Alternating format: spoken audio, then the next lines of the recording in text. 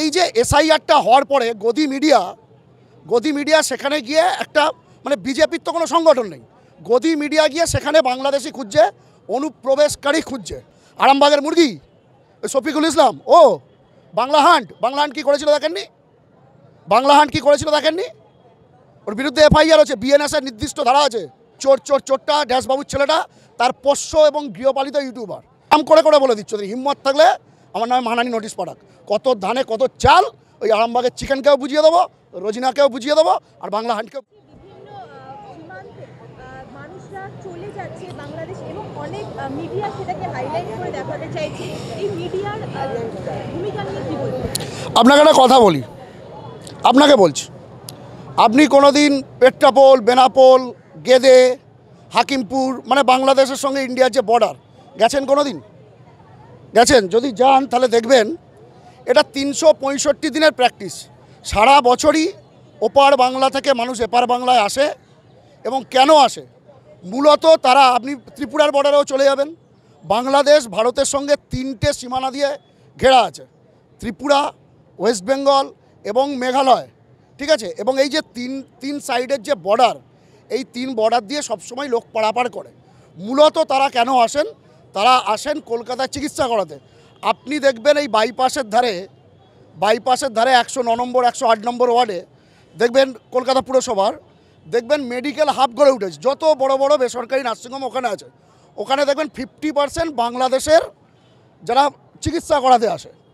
ফলে কেউ চিকিৎসা করাতে আসে, কেউ পড়াশোনার জন্য আসে, কেউ কর্মসংস্থানের জন্য আসে, কেউ ব্যবসা বাণিজ্য করতে আসে। এবং এটা 365 দিনই এই প্র্যাকটিসটা হয়। আপনি দেখবেন হাকিমপুরের একটা ভিডিও কালকে আমার ইউটিউব চ্যানেলে ছেড়েছিলাম, সেখানকার দেখা যাচ্ছে আমাদের এখানে যেমন বিএসএফ আছে, ওইদিকে বিডিআর আছে, বাংলাদেশ রাইফেল। এদের মধ্যে কথাবার্তার মাধ্যমে আপনি ধর্মতলায় চলে যান, আপনি সল্টলেকে চলে যান, আপনি নিউ টাউনে চলে যান, দেখবেন বাংলাদেশের প্রচুর মানুষ কিন্তু তারা এসছে তাদের বিভিন্ন কাজের জন্য, কেউ চিকিৎসা করাতে যেমন বলছিলাম। ফলে এই যে এসআইআরটা হওয়ার পরে গদি মিডিয়া সেখানে গিয়ে একটা মানে বিজেপির তো কোনো সংগঠন নেই, গদি মিডিয়া গিয়ে সেখানে বাংলাদেশি খুঁজছে, অনুপ্রবেশকারী খুঁজছে। কোন ডিজিটাল মিডিয়া? নাম বলুন তো, আমি বলে দিচ্ছি, তাদের গল্পগুলো আমি বলে দিচ্ছি। নাম বলুন, নাম বলুন না, কোনো অসুবিধা নেই, বলুন। হ্যাঁ, বাংলা হান্ট আর বলুন, আর ওই আরামবাগের মুরগির চ্যানেল, আর রোজিনার চ্যানেল। রোজিনা নিজের বাবার নাম বলতে বলে ঠাকুরদার নাম বলে, ভালো করে নিজের নামটা ভালো করে উচ্চারণ করতে পারে না। আরামবাগের মুরগি শফিকুল ইসলাম ও বাংলা হান্ট কী করেছিল দেখেননি? ওর বিরুদ্ধে এফআইআর আছে, বিএনএসের নির্দিষ্ট ধারা আছে, বিএনএস ভারতীয় ন্যায় সংহিতার নির্দিষ্ট ধারা আছে। আপনি কারোর আইডেন্টিফিকেশান, আমার ক্ষমতা আছে আপনার আইডেন্টিফিকেশান চাইবো, তার জন্য প্রশাসন আছে। এদের কথা কম বলবেন। এরা বেসিক্যালি ওই যাদের নাম বলছিলেন একটু আগে, ওই চোরটা ড্যাশবাবুর ছেলেটা তার পোষ্য এবং গৃহপালিত ইউটিউবার।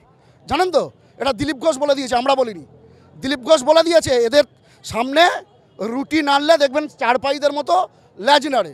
এদের কথা বলবেন না, এদের কথা যত কম বলবেন মঙ্গল।